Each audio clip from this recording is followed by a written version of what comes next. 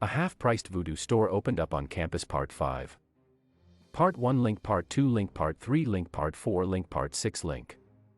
To say I wanted to run screaming from the Voodoo shop was an understatement. I wanted to run screaming to a gas station for some gas to burn this ducker down. But instead I just sorta kept begging Riley if we could leave, like a little kid begging his mom about something. Mostly because I didn't want to leave her anywhere near this place. She seemed ready to go. But when Sinclair walked through those doors, she was hellbent on talking to him. Brian, for his part, had just finished ringing up Becky when 2 more of her friends showed up with items to buy, prolonging our stay at the shop and only adding to my sense of dread and fear. My eyes kept darting over towards the manager's office and just causing me to instinctively bite at my fingernails. Something I haven't done in years. "Travis, are you okay?" Riley asked me after she was done talking with her friends about Sinclair arriving at the Voodoo shop. And now that she was done, I could tell that she knew something was wrong with me. Wasn't that hard? I looked like I was about to have a full-on mental breakdown. And I was. "I just want to leave," I quickly told her, forcing my finger out of my mouth before I ripped the whole nail off. "Is it okay if I just go?" I asked her, looking over at her and forcing my hands into my pockets to keep them from fidgeting like crazy. "Why, yeah. I'm sorry to be keeping you. We're close enough to our dorms where it's safe," she said, looking at me with just a hint of concern in her eyes. I nodded quickly and was starting to move towards the exit when the door to the office opened and I instinctively froze in place. "Mr. Sinclair." Riley's excited voice came from behind me as she quickly rushed over towards the gloomy, well-dressed man. He looked over at her and made a face that said he had just stepped on something disgusting. "You are far too loud," he told her, as he clutched his umbrella looking like he wanted to bash it over Riley's head. "What do you want, girl?" Sinclair hissed, his eyes narrowing and obviously annoyed that he had to socialize. "I kinda felt that." Oh. Riley sputtered, clearly taken aback by Sinclair's attitude. I'm a follower of your work. And I hope one day you'll hire me at Sombra," she said, most of the confidence disappearing from her voice. The man mumbled, coming over to her and looking at her. "Perhaps." And with that, he walked past her and headed towards me and the exit. He stared straight ahead and past me. His hands reached out to grab the door. Suddenly I felt a horrible chill across my body and my legs began to move on their own. It wasn't like when the strings controlled me. This was like some force was physically making my legs move. I stared back at Riley and Brain as if they could save me, but neither of them was paying attention. "You're Travis?" Sinclair asked when the 2 of us were outside. He opened up his umbrella and stepped underneath it. Whatever was forcing my legs to move next moved up to my arms and gripped them tightly. They kept me from moving as Sinclair walked around me, examining me like I was on display. "Why, yeah. I assume you work with King Creole?" I asked him, panting hard as I tried to act tough. Whatever was holding me still suddenly reached out and covered my mouth. I gagged and started coughing as whatever it was that was now covering my mouth was slimy and smelled like rotting flesh. "I'll make this quick since I could give a rat's ass about that Voodoo freak," Sinclair said, stepping closer to me and getting right in my face. "You're ducked. So ducked that you're better off just laying down and accepting what's in store for you." He spat at me. His sunken, tired eyes were suddenly alive with rage and murderous intent. "Only reason I'm helping that idiot is that you ducked with my supply of addicts. You brought this on yourself, you stupid little shit." Sinclair growled, turning his back to me and walking off underneath his umbrella. Whatever was keeping me in place finally let go and allowed me to dry heave and cough violently as I watched him leave. As I did so, I watched as what I thought was his shadow slither into the shadow that the umbrella had been making. Why did I ever get involved in all this crap? First a living voodoo doll and now a freak with a moving shadow. Standing up and staggering my way back to the dorm, I entered it and collapsed to the couch, panting hard and rubbing my face hard. Sinclair's threats caused it so I couldn't even rest there for long without being afraid and standing so I could just pace the dorm in fear and paranoia. Any little creak that came from the wood sent me flinching in fear. So when the front door opened up I nearly shat myself but calmed down when I saw it was Brian. "Jesus, man. You look like crap," he said with concern in his voice. Coming over and slowly coaxing me to sit down on the couch while he made me something to calm down. My hands trembled as I softly took the cup of coffee from him. "What happened?" "I saw that Sinclair dude talking to you from inside the shop. He knows about Creole," I stammered, taking a soft sip of the coffee, being careful so that it wouldn't leak out of my neck. "He's some kind of freak like Creole." I looked back over at Brian, who was sitting a good couple of feet away from me. Well, your friend Riley certainly seemed to think something was up with him.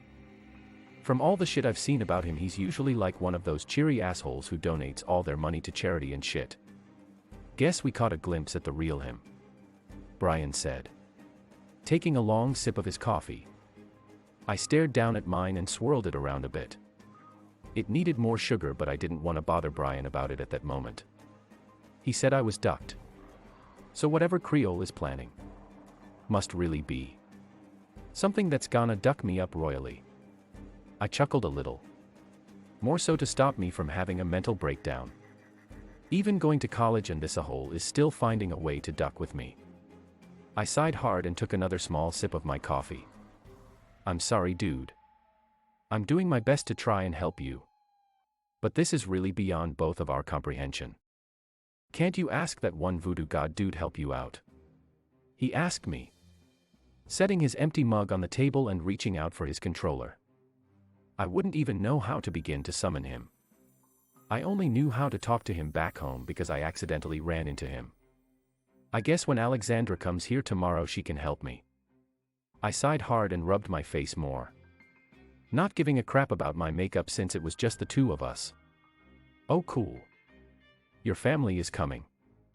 I can't wait to meet them," Brian said, just a little bit of excitement building up in his throat. I looked over at him and smiled. It would be a nice little escape to have Alexandra and Livy here to help me fight off Creole. "I think I'm gonna turn in for the night," I sighed. Even though the sun was still in the sky, I was too exhausted to care about what time of day it was. "All right, man. I'm gonna be here if you need anything," Brian assured me, offering me a fist bump, which I returned with a smile. Walking over to my room and carefully closing the barely held together door, I plopped myself on my bed and considered if I should bother taking off my makeup. Sighing, I figured I might as well and stood up to begin wiping it off. I was in the process of taking off the last of my foundation when I heard scurrying under my bed. I spun on my heels and quickly looked towards my bed, reaching out and grabbing the nearest thing I could use as a weapon. Although I don't know how well a stick of deodorant was going to help me. Quickly looking underneath my bed, I was more scared to find nothing there. Quickly pulling up from underneath the bed, I looked around quickly. Clutching my deodorant, I climbed into bed and looked around my room for a couple of hours until I finally drifted off to sleep. The fact I didn't have any kind of nightmare or any kind of dream at all that night, however, sent me awake in a mere instance. I looked around my room and, making sure I wasn't asleep, I tried punching myself awake. Needless to say, a throbbing cheek later showed that I was indeed awake. Slowly climbing out of bed and still clutching my deodorant, I carefully exited to the common room and saw that it was indeed the next day. Brian worked early today, so I was left in the dorm by myself for the time being. I pulled my phone out and dialed Alexandra, hoping that she was near to the college. I really would rather have someone here than suffer in the dorm by myself. "Travis," Olivia's happy voice shouted at me after a couple of seconds of the dialing noise. She is like the world's greatest stress ball. It took all my fear and anxiety away. "You're on speaker. Mommy's driving right now," she said with nothing but excitement. "Hello, Travis. We are about an hour and a half away from you," Alexandra told me. She had been spending her free time learning how to drive a car. She certainly was better at it than I was. But that isn't saying much. But she can drive safely, so that's really all that matters. Sounds good. I'll be waiting in my dorm for you guys, I said, taking a seat on the couch and just hoping that nothing horrible happened to me in that amount of time. After all was said and done, I was once again left alone in the dorm. Sighing and trying to keep my cool, I elected to just turn the TV on and just distract myself. I pulled up Netflix and just put on anything so I could have some noise to keep me distracted. I also pulled out some of the work I had to do for class and started doing it. It worked so well, in fact, that when I heard knocking at my dorm room, I almost believed that it was some random person or worse. But looking at my phone, I saw it was about the time when Olivia and Alexandra were going to show up. Standing up and opening the door for them, I was quickly hugged by Olivia. "Travis, me and Tempe missed you," she shouted, nuzzling her face into my stomach, smiling and showing me the little voodoo template that had once been the way I had checked into work. I smiled and patted her little blonde head. "You look well, Travis," Alexandra told me, her soft motherly smile greeting me as she entered my dorm and also gave me a hug. I returned the favor and had them sit down on the couch. I got up and got them some refreshments, which just boiled down to some water in a glass of ice. "I'm living it up in college. I don't know what it means, Travis," Alexandra told me after I had explained everything that had been happening to me. I sighed as I looked at her and Olivia. How could Creole have dragged himself out of hell? Or wherever it was that Baron Samedi had sent him? Tempe says that he doesn't know either, Olivia said, holding the old doll up. I sighed at that as well. I would have hoped that Tempe would know something about that. So we really were in the dark. I sighed and reached out for my glass of water when Brian's bedroom door opened and he came stumbling out of his room. "Hey, dude. I thought you worked today," I told him, sitting up a bit and only a bit confused and concerned by it. Seeing him stumbling around a bit, I would have thought he was drunk, but it really didn't even seem like that. It was like he was being pulled along by something. I wanted to, but I couldn't. He said, his voice showing that he was straining against something. And it was revealed what that was when Preston Brooks came up behind Brian. I stood up quickly and Alexandra did as well. Olivia, reading the room, quickly shuffled to hide behind me. "Good morning," Preston said, a voodoo doll in his hand. One that looked exactly like Brian. "Please have a seat. I'll only take a moment of your time," he said with a calm chuckle, forcing Brian to walk over near us as he walked over towards the door. "Hand over the template doll, and I'll be on my way," he said, holding his hand out for Tempe. "Like hell. I will," I said back to him, pushing Olivia behind me some more. "I knew there was something wrong with you," I hissed, looking around for any kind of weapon. I was really wishing that we had glass cups, at least for some kind of weapon. "Oh, far more than just something, Travis," Preston chuckled, which turned into hard and violent coughs. Not being able to grab a handkerchief, he covered his mouth with his hand. And when he finished and pulled his hand back, a long sticky black ooze followed it. "I don't have much time. Just give me the ducking doll," he shouted at us, much more panicked. "Travis, I don't think it would be wise to give him the doll," Alexandra told me, as badly as I wanted to be sarcastic towards her. Now was neither the time nor the place to be my usual whole self. Preston gripped the voodoo doll tightly and I could tell Brian felt it as he hitched his breath and struggled to breathe. "The doll, or your stupid roommate gets it," he shouted, grabbing the voodoo Brian's head and clutching it. Brian stared at me, obviously conflicted, since it was obvious giving him Tempe was a terrible idea. But at the same time, it was obvious that he didn't want to die. I turned to Olivia and she looked back at me, carefully handing the doll to me. "He says it's okay," she whispered to me, though it was obvious that she was going to miss it. I sighed and took the doll from her, moving over towards Preston, holding Tempe up and handing it over to him. Tempe usually has plenty of tricks up his sleeves, so I was hoping he had something. "Give it to me," he hissed, the goop dripping down his chin. I handed it off to him. He took Tempe and shoved Brian away from him. I caught him as he went limp. I held him up and helped him over to Alexandra, who took him quickly, though by her look she wasn't all that happy that I had given Tempe to Preston. I was sort of vindicated in my choice when Preston cried out in pain. We all looked over as Tempe had produced little razor blade claws and began slicing the man's hand up. He soon dropped the doll, which quickly scurried away under the couch. "No!" Preston shouted, getting down on his hands and knees and trying to get at Tempe before he got out of his grasp. But he was soon stopped by another round of coughs that brought him to the floor. Duck. And no, I need more time," the man shouted, wheezing and struggling up to his feet. We all braced for what was about to happen.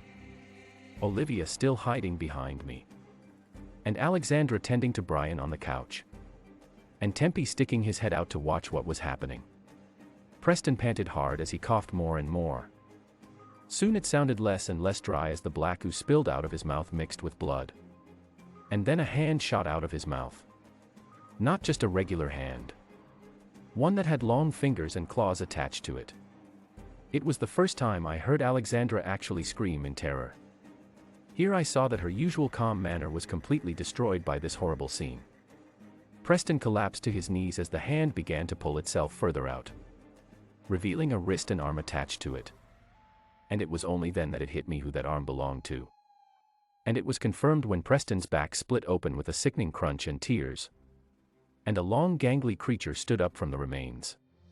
Besides the arm that had the head wrapped around it. We all knew exactly what it was in front of us. "Travis.